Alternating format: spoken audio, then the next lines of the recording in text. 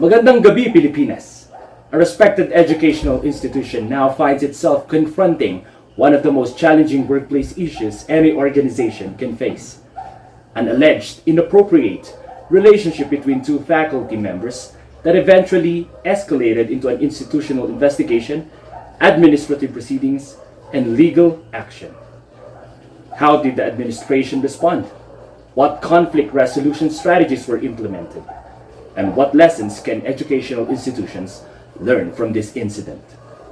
Our correspondent Karen Didila is at Maligaya College with some details. Thank you, Julius. Good evening.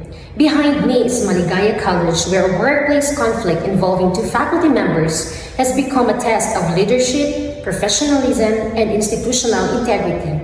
According to school sources, the issue began when two teachers assigned to organize a major school program developed a romantic relationship. The situation became public after the female teacher's pregnancy was discovered, later revealing that the male teacher was already married. The controversy eventually reached the teacher's wife, herself a public school principal who formally filed complaints before the institution and the Professional Regulation Commission. Ginawa niya akong paikot-ikot, ginawa niya akong tanga. Pinagloloko niya ako. To better understand how the school managed the conflict while ensuring fairness and due process, we spoke exclusively with the institution's employee relations officer. In HR, we issued a notice to explain, it is an NTE, to both employees. No? Failure to respond within the given period of time could be treated as an admission of guilt. So, they were given the opportunity to explain themselves and their side. Once their explanation were submitted, the Committee on Decorum and Investigation was convened. Okay. First office explained that the investigation strictly followed institutional policies. According to the employee relations officer, the school's employee manual classifies immoral conduct or behavior that brings disrespect or damages the institution's reputation as a serious offense. HR also emphasized that fairness remained the foundation of the investigation. Records and evidence were carefully reviewed. Witnesses were interviewed and preventive suspension was implemented to preserve the impartiality of the proceedings. Legal counsel likewise participated before any final recommendation was made. Following the investigation, both employees were subjected to disciplinary sanctions under the school's code of conduct. Counseling services, spiritual renewal activities, and institution-wide ethics seminar were likewise implemented as part of the corrective measures. The institution also revealed that this incident prompted a review and strengthening of its code of ethics to reinforce professionalism among all employees. While human resource focused on due process and policy implementation, we also sought the perspective of the school's academic leadership.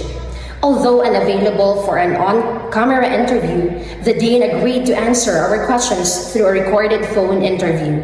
Here is part of our conversation. This incident has tested our institution. We will neither tolerate misconduct nor abandon fairness. Our commitment remains the same: to protect our students, uphold professionalism, ensure accountability through due process. Maligaya College will continue to strengthen its ethical standards and institutional safeguards. Maraming salamat po sa inyong oras at sa patuloy ninyong pagtitiwala sa aming institusyon. Nais naming tiyakin sa aming mga mag-aaral, mga magulang, mga kawani at sa buong komunidad na patuloy kaming magsisikap na gawin ang tama, panatilihin ang pagiging patas at pangalagaan ang kapakanan ng bawat isa. Magandang araw sa inyong lahat. The dean also confirmed that the institution immediately acted after receiving the formal complaint. According to the school administrator, management worked closely with the Human Resource Office and the legal advisors to ensure that every step complied with institutional policies and applicable laws. Employees were likewise reminded not to engage in speculations or discuss the matter publicly to protect the dignity of everyone involved and preserve the integrity of the investigation. School officials acknowledged that the controversy affected not only the institution's reputation, but also the employees, students, parents, and members of the community.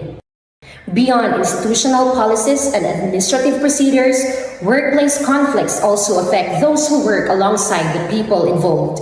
To understand how the incident impacted the faculty and the campus environment, we also spoke with one of the school's teaching staff members. Here's what the faculty had to say. What lessons do you think teachers can learn from this incident? I think it's a reminder that we are professionals. Our personal choices can affect our coworkers, our students, and the school's reputation. The teacher shared that the issue initially affected faculty morale and became a distraction within the workplace. Many employees became more conscious in their interactions, while some found it difficult to work comfortably during the height of the controversy. Despite these challenges, the teaching staff recognized that the administration handled the matter through proper investigation, gave all parties the opportunity to explain their side, and constantly reminded employees to avoid spreading rumors. Following the resolution of the case, faculty members gradually shifted their focus back to their professional responsibilities. Teachers also emphasized the importance of regular ethics seminars, clear institutional policies, and the open communication to prevent some similar workplace conflicts in the future. Karen, based on your interviews, what appears to be the biggest lesson that we can learn from this incident? Julius, while the case involved a personal decision made by individuals, every interview pointed to one common principle, that workplace conflicts must always be addressed through due process, fairness, and respect for everyone involved.